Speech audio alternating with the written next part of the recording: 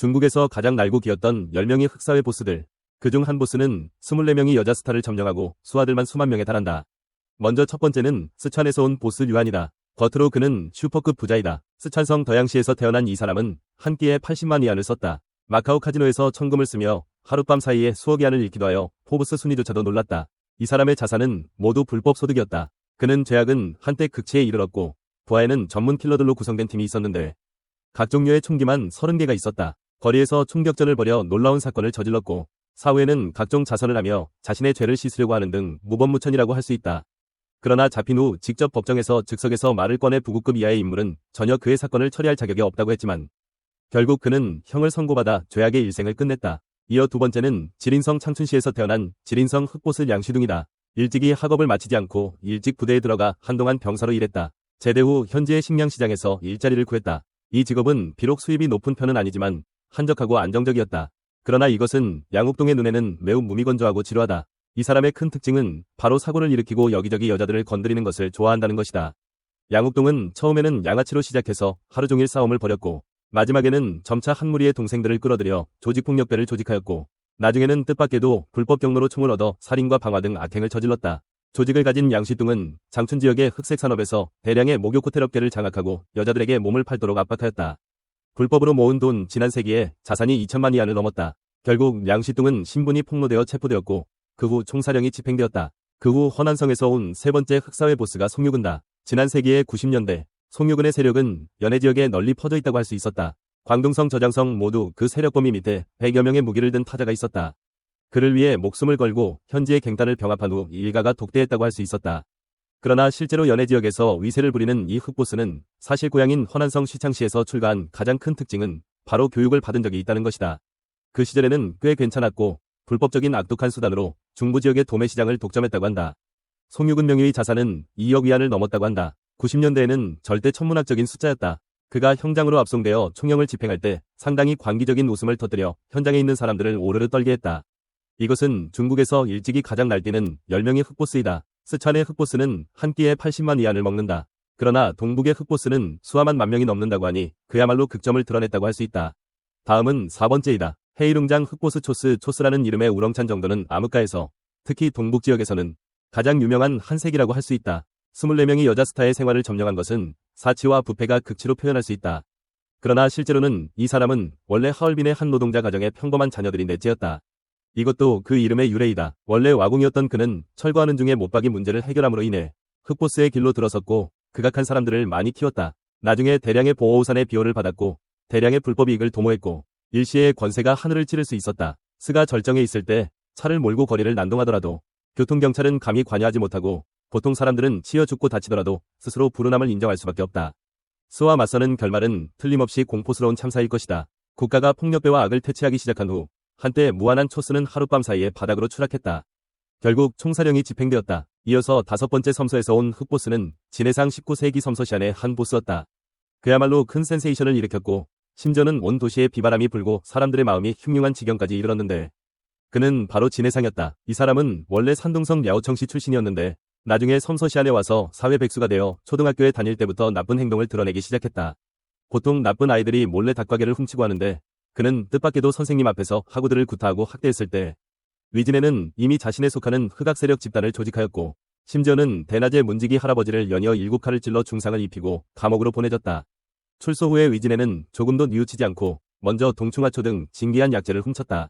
불법으로 이익을 챙겨 수만 위안의 가동자금을 확보한 후 범죄 집단을 만들어 도처에서 불태우고 약탈했고 마지막에는 심지어 자신의 형제자매를 자신의 신복으로 배양하는 등의 악행은 말할 수 없었다.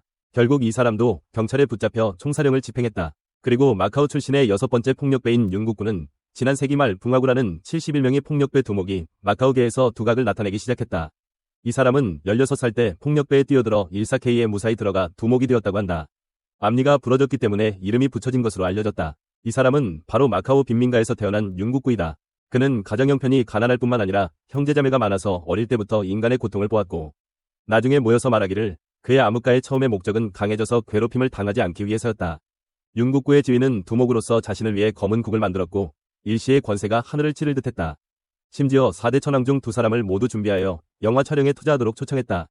윤국구의 동생은 공연에 참여하기도 했다. 윤국군은 가장 미쳤을 때 심지어 경찰국장 암살을 저질렀다. 마카오 경찰국 경찰이 그의 동생을 체포했기 때문이었고 나중에 너무 소란을 피웠기 때문에 국부가 체포되었다. 징역 12년을 선고받았고 출소 후 그는 예전의 습관과 성질을 고치고 정상인의 생활을 했다. 중국에서 일찍이 가장 날뛰는 흑보스였는데 그중 동북 흑보스는 삼성을 가로지르고 살인과 방화를 했고 스촨 흑보스는 100억의 상업제국을 만들어 서남 지역에서 비바람을 불렀다.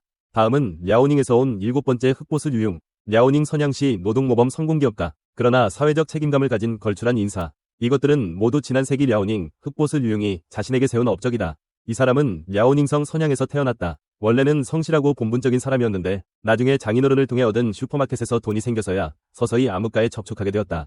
이때부터 조업을 만들기 시작했다. 유형을 거쳐 이 사람의 가장 큰 특징은 파벌을 만들고 다른 사람의 문화에 들어가 망명을 구하는 줄 아는 것이다.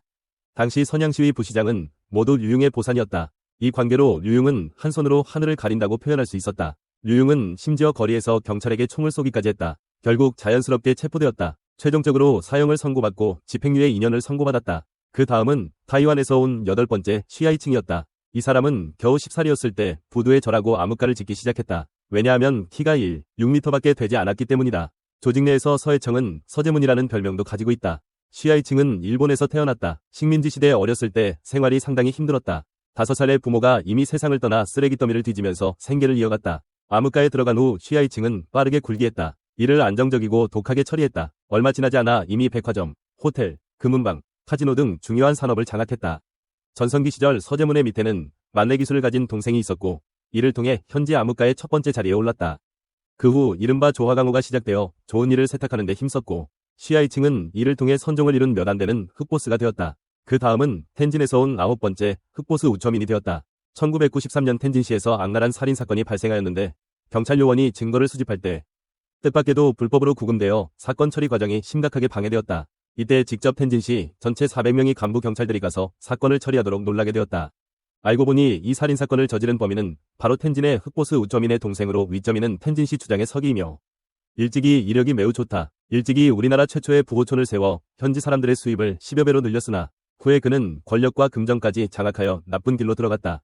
그 시대의 우장민과 그의 친지들은 텐진시에서 나쁜 짓을 했다고 할 수 있었고 감히 횡행이라고 할 수 없는 것은 없었다. 경찰이 그의 동생을 조사할 때 그는 심지어 현지 주민들을 선동하여 경찰을 방해하고 현지의 교통을 직접 차단했다. 물론 법망은 회복되어 우장민과 나머지 범죄자들은 결국 전부 체포되었다. 이 텐진의 흑보스도 스트레스를 견딜 수 없어서 감옥에서 약을 삼키고 자살했다.